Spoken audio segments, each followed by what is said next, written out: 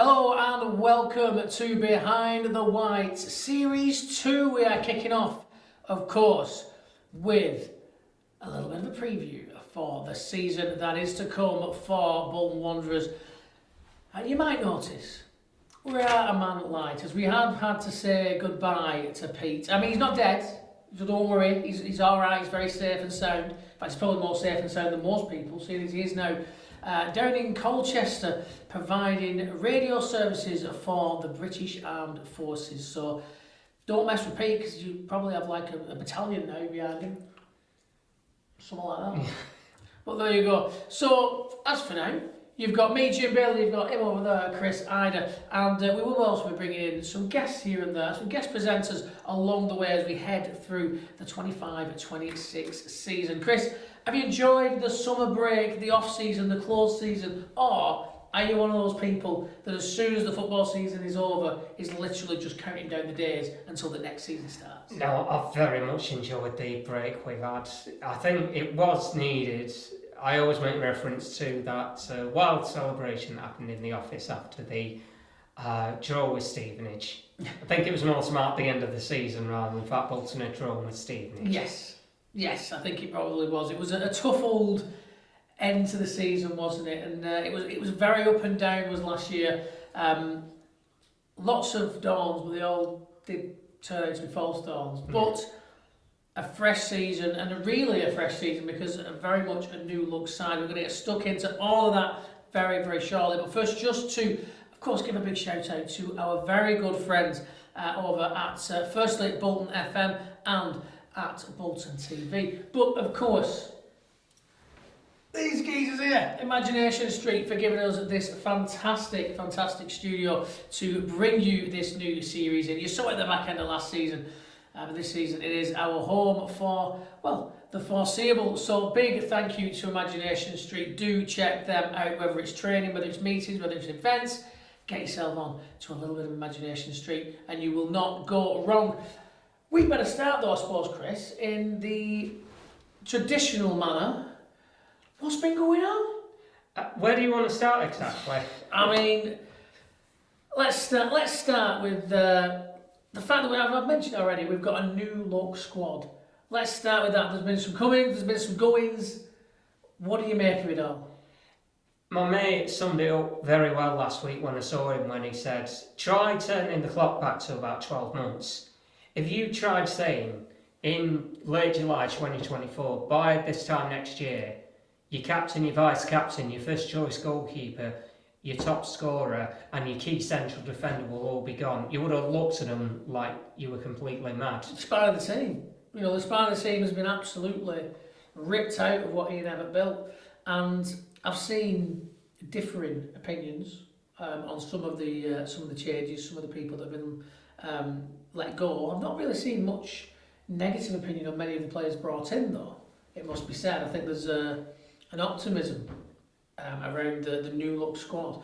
But of course plenty of lads did depart the club. George Thomason, of course, captain of the club, going off to Wrexham for an undisclosed fee. I hate undisclosed fees. Just tell us. I think it should be a rule in the EFL, the Premier League.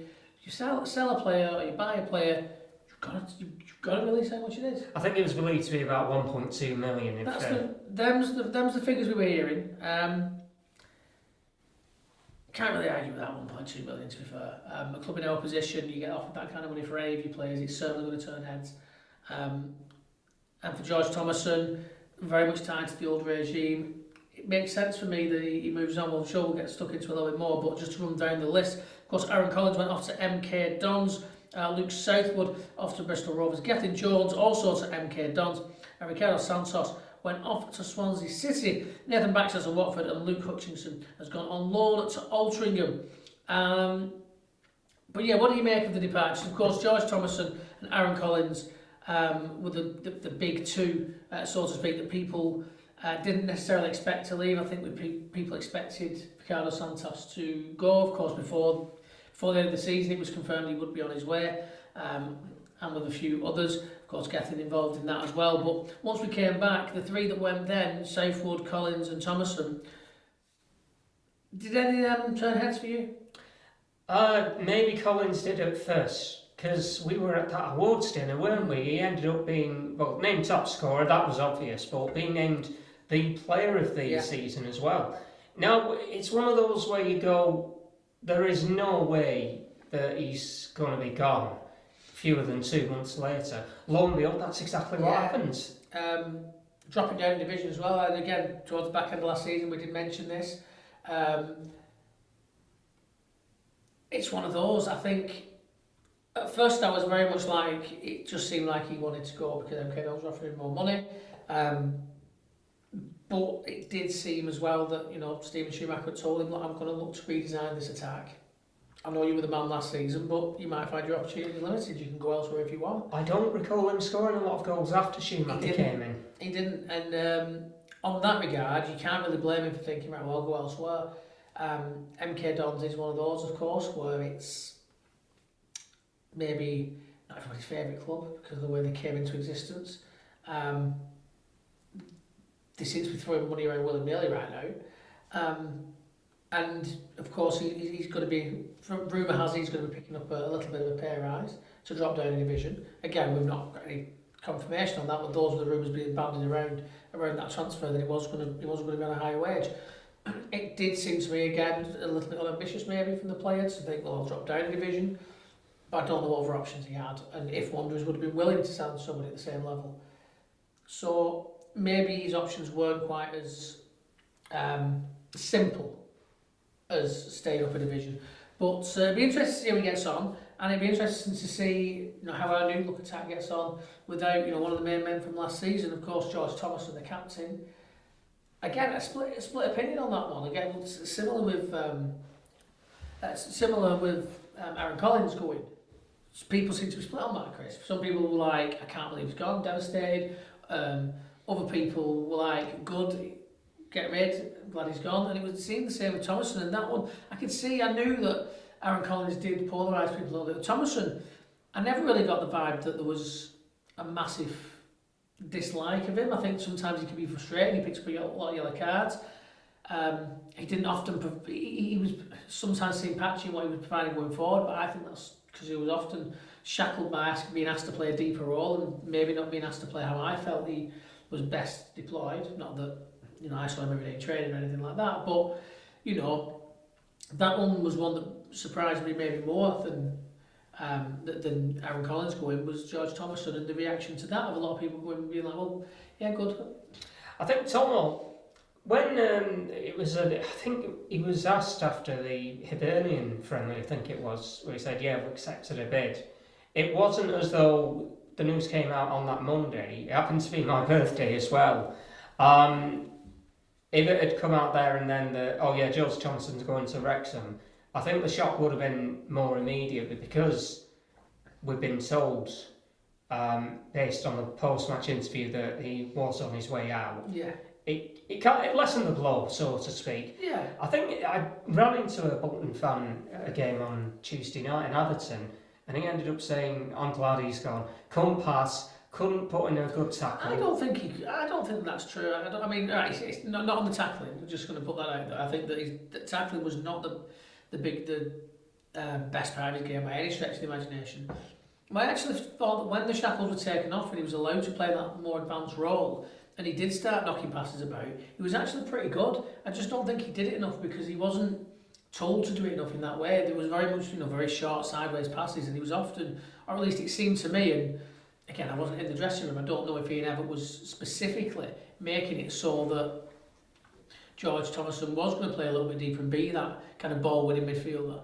But that's how it came across to me, Chris, and that's how it came across, that he was being asked to do a role that involved a lot of getting stuck in and not necessarily being that silky passing player. But there were games when he did it and he looked tremendously good, and when he wasn't worrying about being that tough tackling player, because frankly he wasn't good enough at tackling to be a tough tackling player, because his timing wasn't good, and we saw the amount of cards he picked up through missed time challenges that probably wasn't his best role. But I felt that was the role he kept getting played in. Now maybe I'm wrong, and maybe he just, whatever role you give him, he's just going to think, I'm going to get stuck in and fly into challenges and whatever. But I feel that it was less George Thomason and more Ian Evatt that was making him playing that way. and maybe you didn't see the best of his passing because of that. I think the old discipline thing. His tackling stunk though. You could put it down, surely, more down to the officiating in League One. It's been said time and again that how can you have part-time officials operating in a full-time league? Makes no sense to me whatsoever. It doesn't. If the players are fully professional, which of course in the EFL all the players are fully professional, all the football clubs are fully professional, realistically the vast majority of the clubs at the next tier down from the EFL are also professional clubs. It blows my mind that they are still semi-professional when it comes to officials. I'm not having it. Well, I know that money's tight in the EFL when it comes to clubs, but I'm not having it that money's that tight in the administration that they can't pay for full-time referees like the Premier League do. I think it's ridiculous. I don't. And the thing is that the level of officiating in the EFL, everybody knows. All the EFL fans know it stinks. It is absolute bobbins at times. But what do you expect when they are not given the opportunity to treat it as a full-time job? They can't be learning and training and improving all the time because they've got to have another job. They have to have something else that is the standard bread and butter. I just don't understand how something that is treated so important and sometimes something that is, being given the importance of the Championship getting VAR, it's not going to be fully professional still. So you're going to be like, all right, have this new tool, but you still having semi-professionals using it. So what could possibly go wrong? I mean, it's been naff enough to start with professionals using it. I mean, let's get a load of semi-professionals using it. And again, it's not like a personal knock on the officials. I think they're as good as they are allowed to be in that capacity. No one's ever going to be perfect. And you look at the Premier League where they are full-time and there's plenty of gripes and plenty of complaints. But good God, some of the officiating we've seen over the past few years have been absolutely the dregs.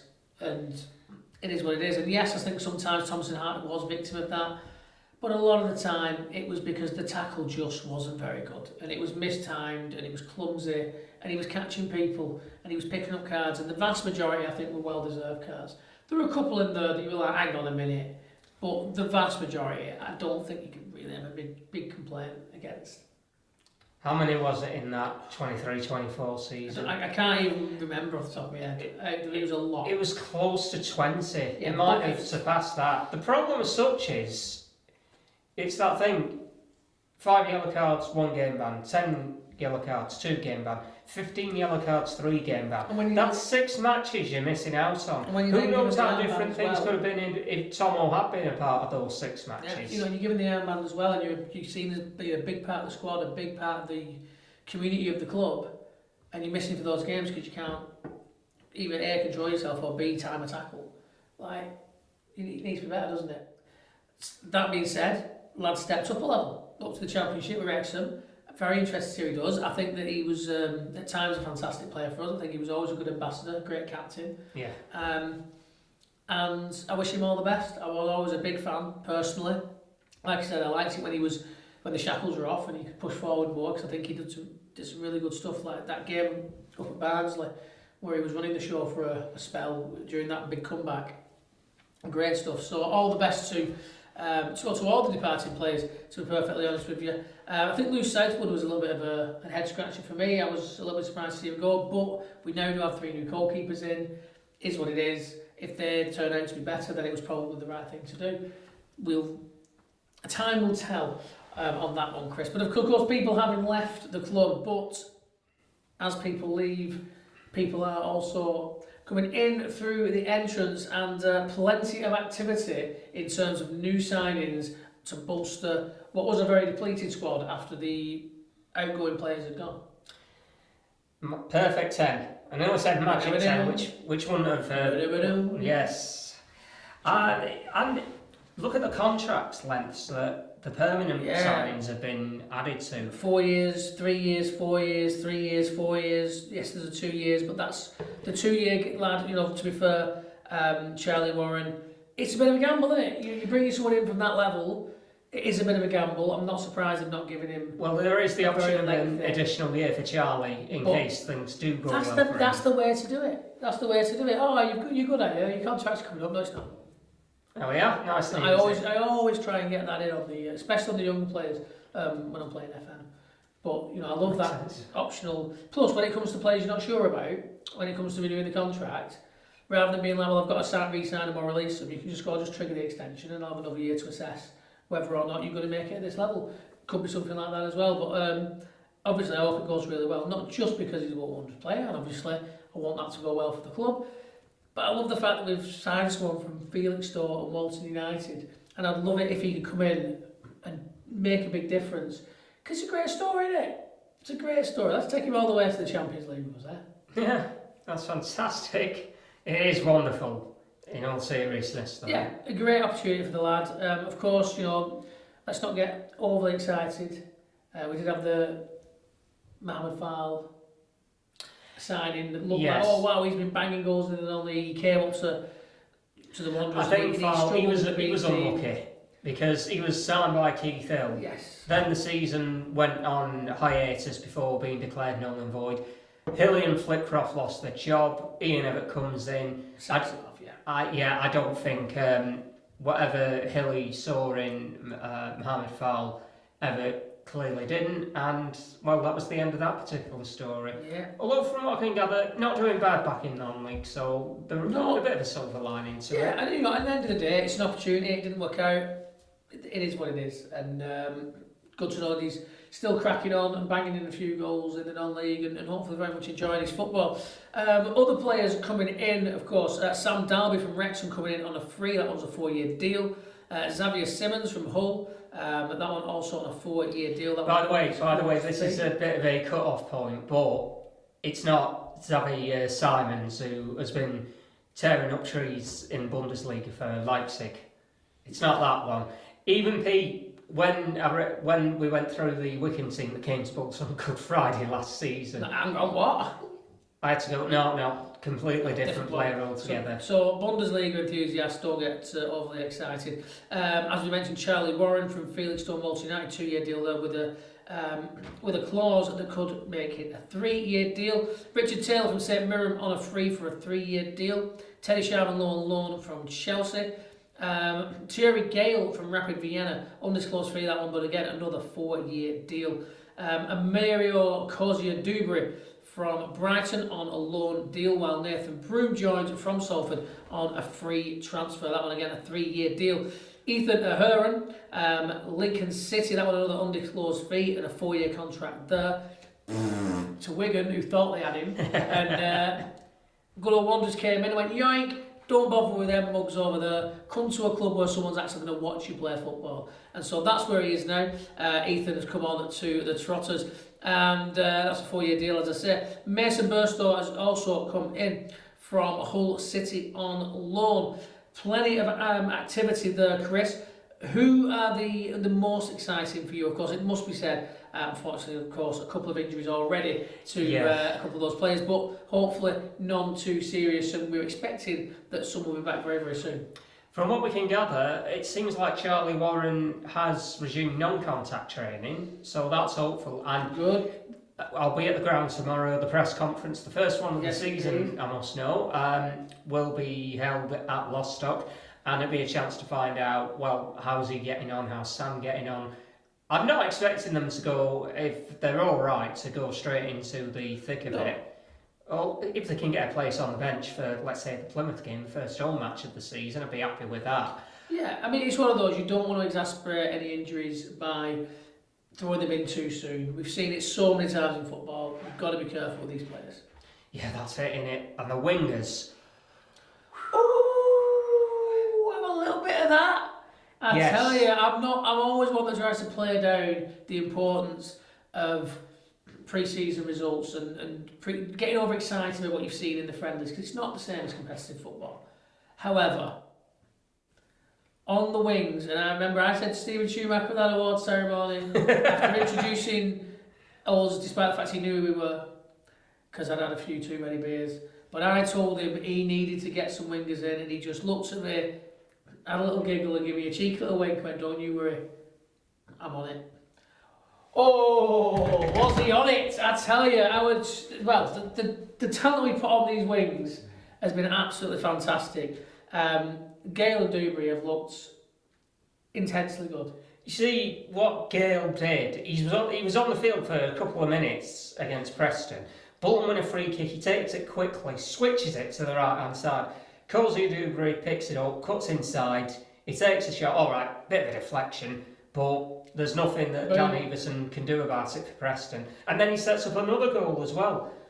How pleased can you be with that? Again, I've kind of undermined you a little bit by overemphasising what's happening in a pre-season friendly. No, that's my point. I can't help but get excited about the way we've gone forward, the style that we're looking to play. I've said to a lot of people that the players we've brought in, on paper, are exactly the kind of players that Wanderers fans were screaming for. Now it's just about is that going to translate from paper to the pitch? Thus far, although it is only pre-season, the signs are good. And I feel much more confident at this point than I did a few weeks ago, heading into that first game of the season on Sunday against Stockport County, where of course we might be facing up against Ricardo Gardner's son. Oh yeah, I had forgotten about that. Yeah. We of course covered on Bolton FM the Bolton Wanderers Remembrance Group charity game. Ricardo Gardner was down, casting an eye on proceedings. We managed to snag him in for a little bit of a chat with us on Bolton FM, and one of the things he did reveal to us is that his eldest lad is playing for Stockport County, and he's just made the first team, and so he could be coming up against Wanderers. However, Bibby did tell us that he would rather Bolton Wanderers win, but it'd be great if his son could get on the score sheet and Bolton could win, because then it's a tick on both sides, isn't it, for him? Yeah. But Bolton get the 3 points, which is, of course, the important thing. But he also revealed to us that his daughter is in the under-18s, was it? Yes, I believe so. Yeah. Under-18s for the Bolton Wanderers women's team. So have a little look at the Wanderers women's team over the next couple of seasons, and you might see the daughter of an absolute Wanderers legend taken to the field to add to what is already being built by the entire team down at Bolton Wanderers women. Miles and the gang have really got things going on, as we saw last season. We'll get stuck into the women and what's coming up with their season in the next episode, because of course plenty to get through, but exciting times. Yes. Exciting times across the entire club. And of course exciting times for every football fan, because the season is on its way. Everyone kind of waiting with bated breath now. You can count on your fingers the amount of days that are left to go, and soon it'll be practically hours and minutes, and then all of a sudden those games are going to be on us. Sooner for everybody else, because of course we play on the Sunday. But let's get stuck into those first few fixtures this campaign. Of course, Stockport County, we said, Sunday the 3rd, 12 PM kick-off for that one. We're going to start coverage of Bolton FM at 11, and as it works out with the timing, I actually can't be there for the build-up for the first game of the season, despite the fact that I will have to run off and won't do the wrestling and manage to. I will make sure I keep up with the game. I've got to make sure I know what's going on. Of course. But yeah, unfortunately, they had to move the game onto a day when I was booked in a big angle. So we'll see what goes on there. But it felt bizarre when those fixtures were released, and I looked at it and I can 100% see why that first game has been moved. Oh yeah, don't get me wrong, I agree with why it ended up catching the eye, and they thought, yeah, let's have that. First game of the season, Wanderers versus Stockport County. It's a game that has often been fairly entertaining over the past few years. From a neutral's perspective, I'm sure. It's not necessarily a very entertaining game for us very often, as we tend to lose to Stockport away. But I think that this could be the time that we undo that hoodoo, because it's a different look team, it's going to be a different kind of prospect to play against us, and the way we've been playing, they just look so game for it. They look so up for it, and we look dangerous when we're in possession of the ball. And as much as there were times when I felt the Ian Evatt model of playing football was very sensible, at the end of the day, if you've got the ball, the other team ain't going to do anything with it because you've got it. But we seem to, while we maybe not quite as possession retentive as we were, we do seem to be working hard to be a little bit quicker, make something happen, but we don't seem to be reckless with the ball all the time either. It's not just hit and hope, it's not too quick. We are trying to keep hold of the ball, we are trying to make sure that we're the team in possession, but we're doing it with a bit of pace, we're doing it with a bit of snap, and when we get it onto them wings, the pace we've got, between Gale and Dewberry is absolutely fantastic. And it gives us a different dynamic. And we can get balls into the box, and it means that when we're in possession, I think this season there's a chance, touch wood, that we are going to be one of those teams that neutrals love, because every time we get the ball, we look like something might happen. And hopefully it will happen, and we will absolutely storm through the season, beating everybody 10-0, and we'll have a big old laugh. Obviously that's not going to be where it goes down, but I am more optimistic this season than I was last season going in, because coming off the back of that playoff final defeat, there was a little bit of an air of, oh, what's going to happen? You didn't feel like the atmosphere was there. You didn't feel like the atmosphere was there, but now there seems to be a buzz around the club again, because it's a new season with a new look squad, and a lot of these lads are just going to be absolutely chomping at the bit to get going. The fans, there's no real players in the squad that you'd look at and think the fans would look at and think, well, there's tainted memories of X, Y or Z. I think the players that have stayed, the fans are very, very much in favour of. I think the players coming in have excited people. I'm really looking forward to it. I feel like I'm in the same boat as the fans are excited about those that have come in. And you know what, for those that are still around, like George Johnston, it's pretty much a chance for you to begin again with a clean slate. Because I think the knee injury suffered in that pre-season for him against Bamber Bridge, it undermined him a little bit. I think it never seemed to get his confidence fully back in that knee, and it's got to be very difficult, especially when it's your livelihood at the end of the day. I can see why there's maybe a little bit of trepidation, but then it just didn't seem to click in, and maybe it was things going on off the field in terms of the squad not necessarily being as together. Maybe he just didn't get up to speed. Maybe tactically there was a little bit of a clash. Maybe the partnerships weren't as strong as what he'd been doing previously. Maybe that rapport had been disrupted, or the communication wasn't quite as it should have been. I'm not sure. But what I do know is that he has the talent to be an absolutely fantastic centre-back at this level. And if we can get him back to anywhere near what he was when he first came into the club, then we're laughing. Because he's a fantastic, fantastic centre-back, and he'll do a fantastic job. Well, think about what it'll mean for a newer player like Richard Taylor coming in. Because you've got someone who's got the seniority in Johnston. You need that. You need those team leaders. You need those people that know the lay of the land. You need those people that can help the newer lads integrate, not just in terms of the squad, but into the surroundings and knowing where things are and knowing where the best.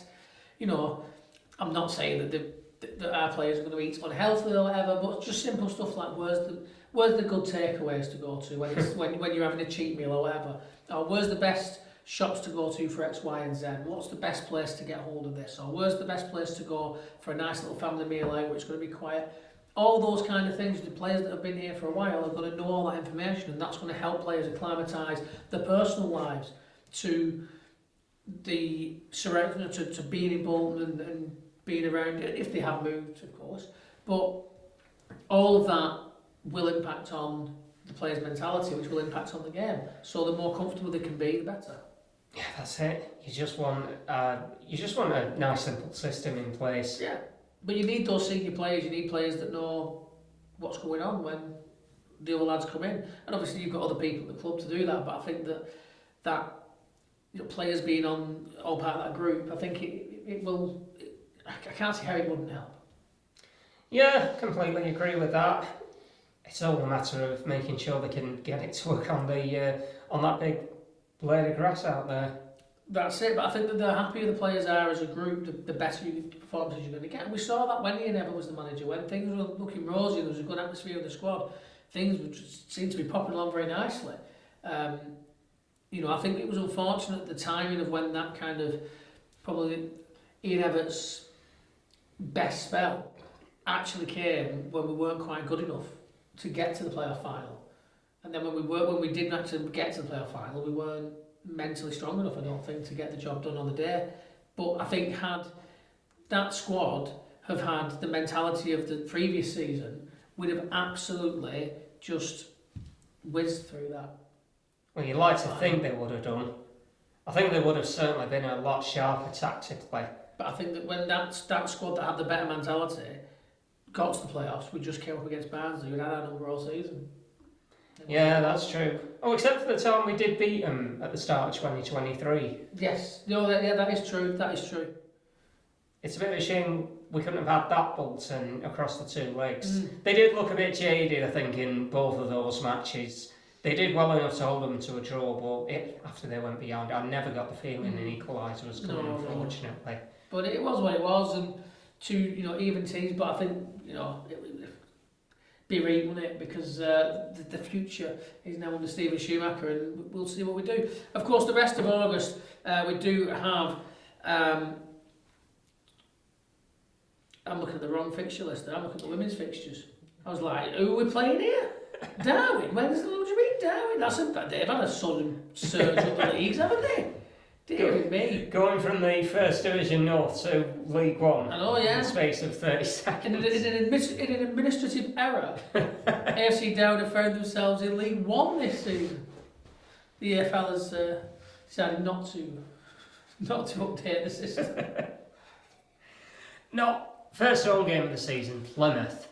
Yeah. That is tasty, innit? Well, I mean, look, I remember when those fixtures came out, looking at them and going, oh my God, that could be a rough start to the season. It can be absolutely rough as toast, that. Because you've got Stockport County, who've been a bogey team in recent years, we've struggled to beat, especially at their place. And then you're going up against Plymouth, a freshly relegated. They've just come down from the league above. Now, sometimes that can be, as we mentioned last week, that can be a little bit false, because sometimes they can still be reeling from that, and actually it's not quite the coming from a division above. You'd imagine you actually find that they do relatively poorly, but it's Steven Schumacher's former club, which I'm sure adds a little bit of extra spice to the mix.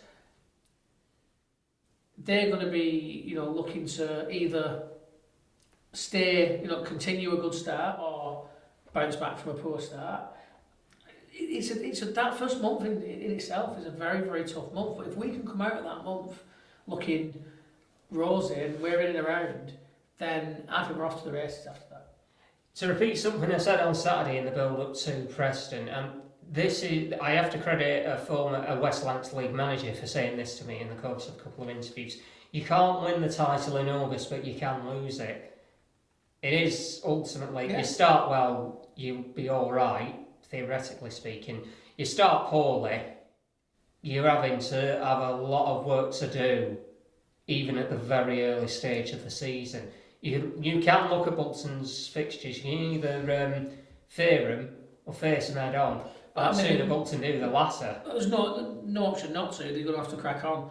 But yeah, Stockport, then Plymouth, then of course we've got the EFL first round against Sheffield Wednesday. I know I say this every year when we talk about the EFL Cup first round, but whatever, not bothered.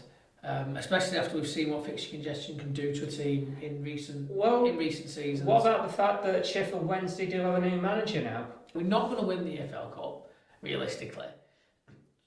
A run would be great, we might get some money out of it, but the fixture congestion has tripped us up in previous years. It's added to the miles on the legs, it's added to the injuries. I'm sure Steven Schumacher won't be looking at it in that way. I'm sure Steven Schumacher will be looking at it in the way that all managers should, of trying to win every game.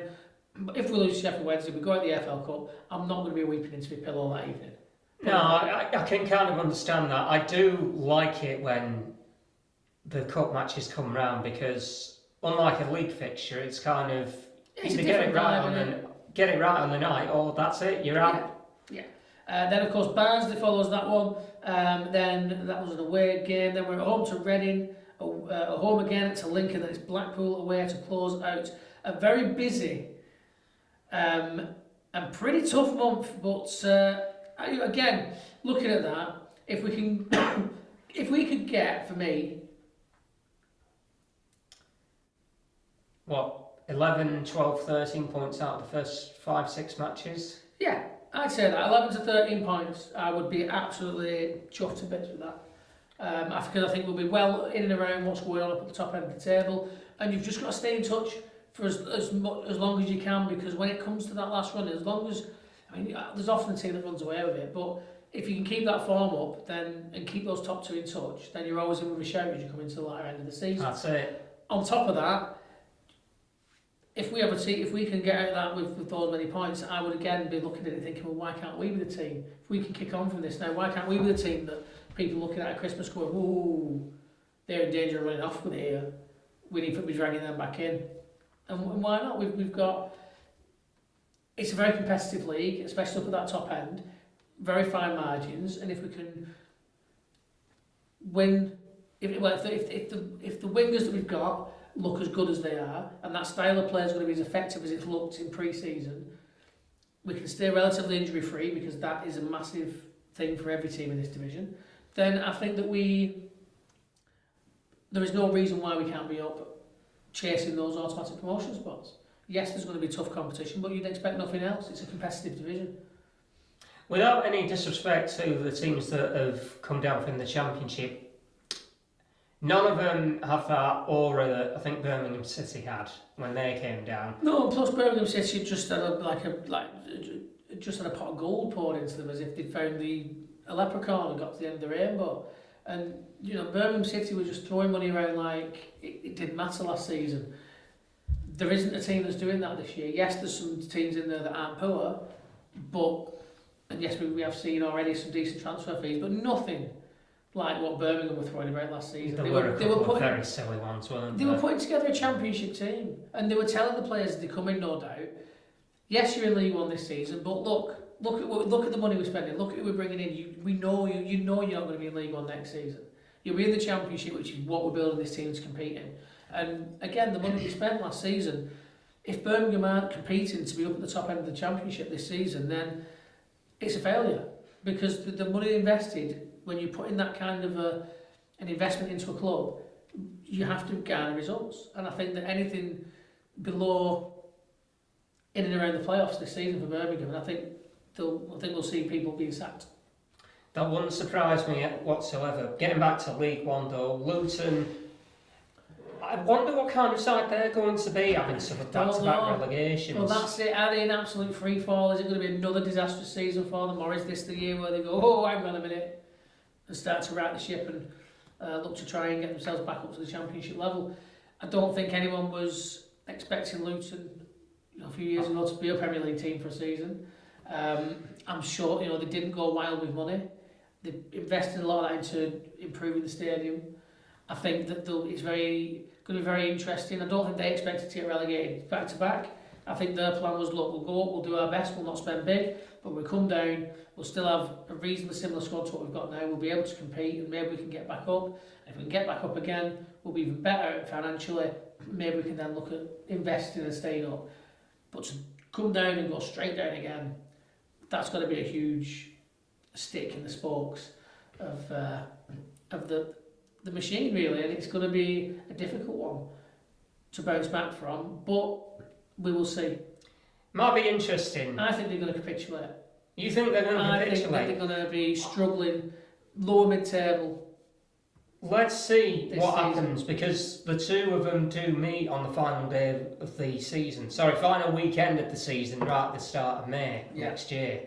So Bolton Luton might prove to be quite a pivotal contest for either, maybe for both teams. Yeah, and look, I could be completely wrong, and it could be us and them competing on the last day to see who's going to lift that big old Championship trophy at the end of it and go up as champions into the Championship. But it's not quite the same as the Championship title, if we're honest with ourselves. No, of course, but the League One Championship trophy. I realised as I was saying that it was a little bit maybe misleading, but no, I think that it's going to be very interesting to see what they do.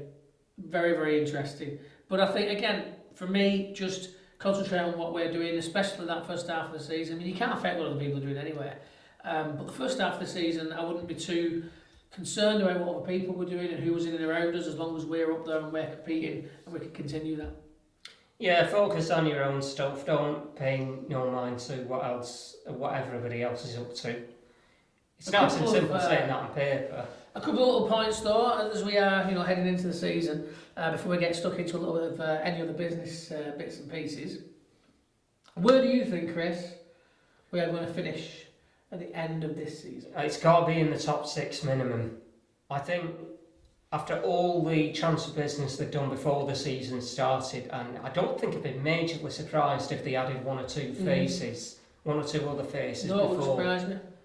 the second transfer window of the summer closes. It doesn't close, Chris. That is a mad The thing. window isn't it? doesn't close. It slams shut. All right, yeah, slam So shut. it's got to be said, as if you're on Sky Sports News, getting really overexcited with Jim White, it slams shut. I have lost my train. But no, I think you're right, Chris. I think that top 6 is an absolute minimum. I think that everybody would accept that.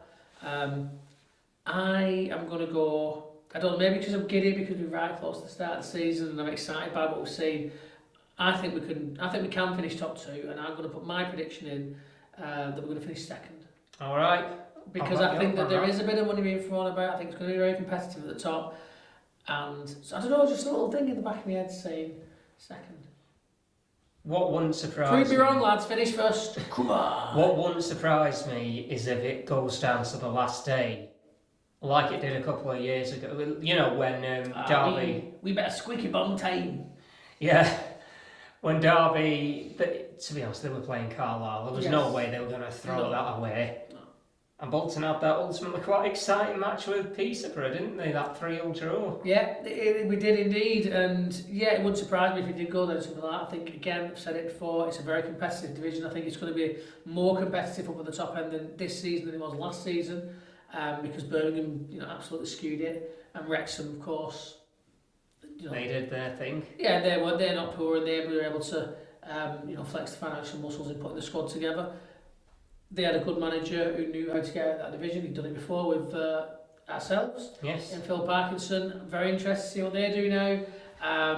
I kind of, like I said last season, I quite enjoy the Wrexham revival. I think it's a kind of sweet story, especially when you get all these big money people coming into football, taking over teams that have always been at the top and that will always be at the top.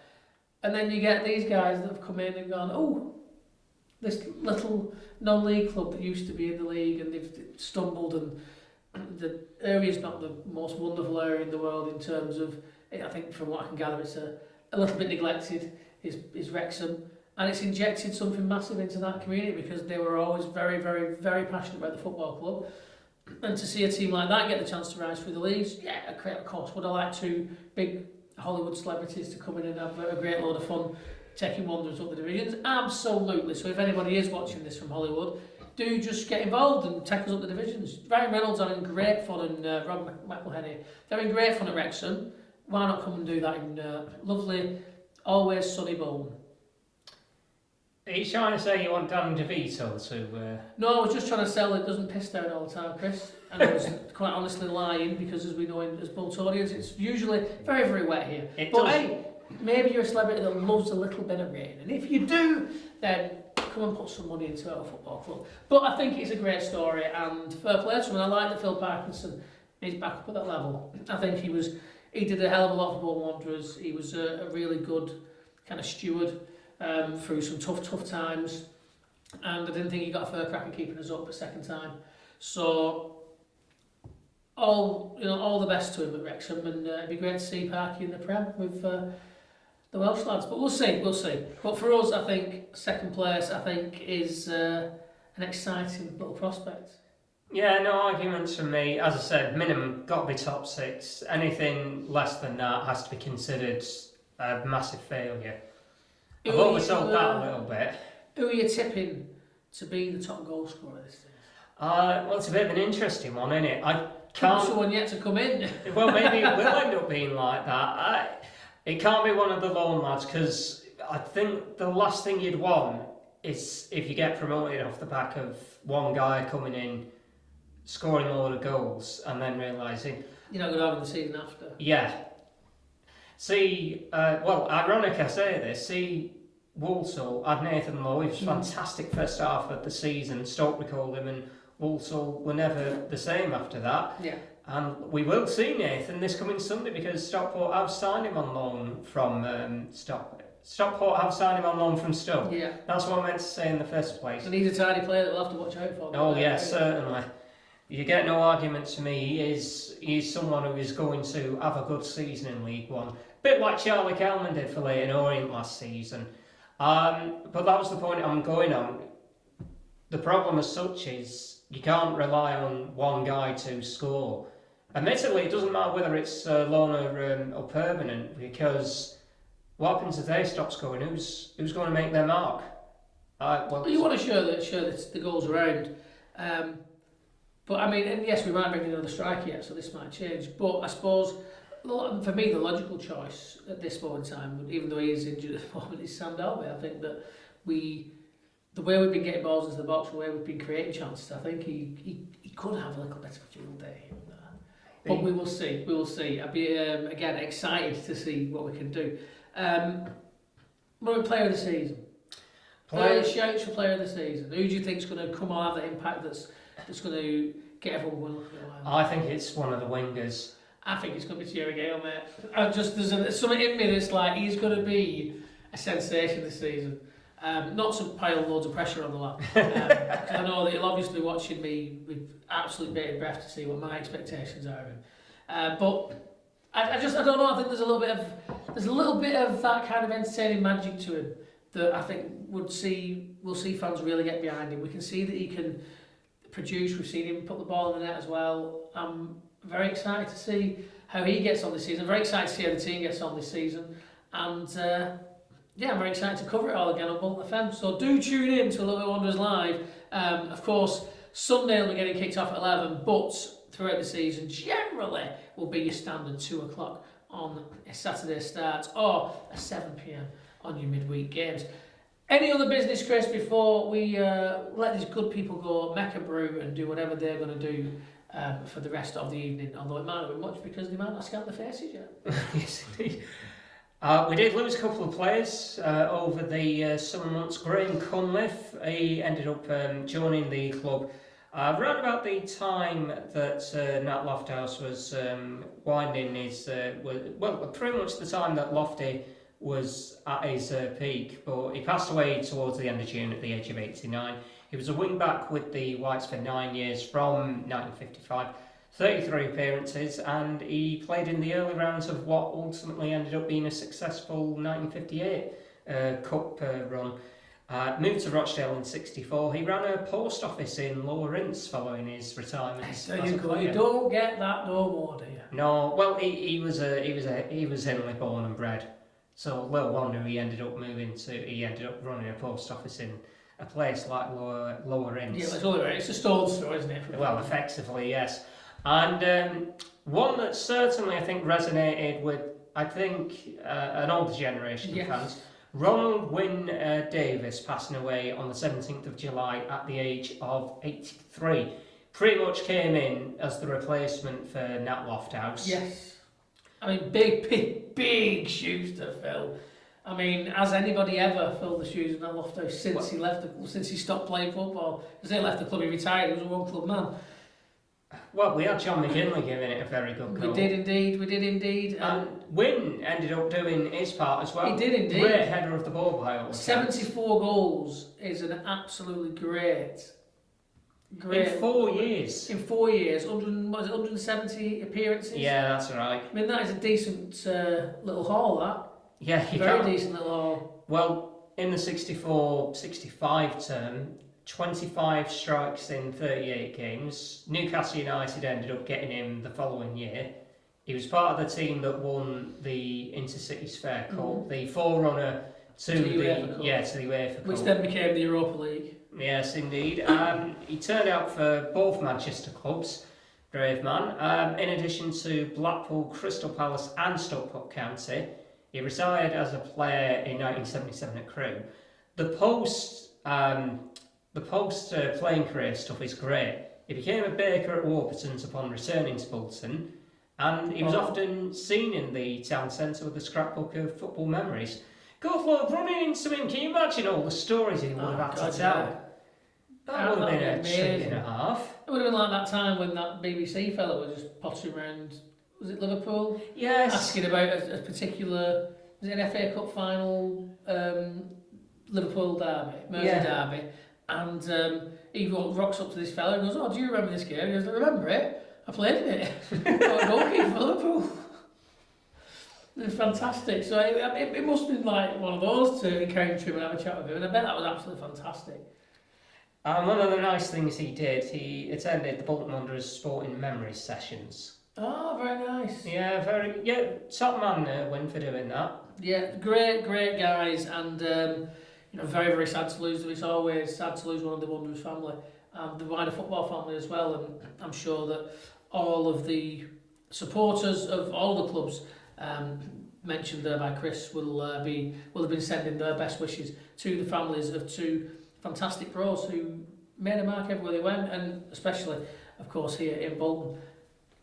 Well, I imagine there's going to be some kind of remembrance then before the Stockport game, because as I mentioned, Wynne did play for County. Played for both, so it wouldn't be at all surprising to do that. It'd be a nice touch. It would be a very nice touch. Get some black armbands going on, something like that.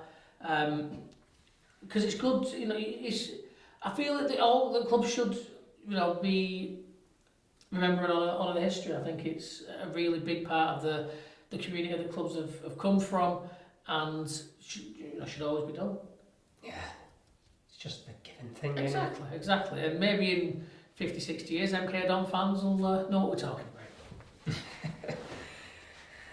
I'll take your word for it on that point. Elsewhere, just a little bit of other news. The B team had 2 pre-season friendlies. They lost 1-0 at Atherton Coles on the 19th, and they beat Longridge Town 4-2 with goals from trialist, what a cracker, Connor Lewis, Mark Isong and Lateral Lewis. And that's not the best pronunciation of Lateral, is it? Lateral Lewis. Sounds like a maths character. Just pop up in a revision video or something.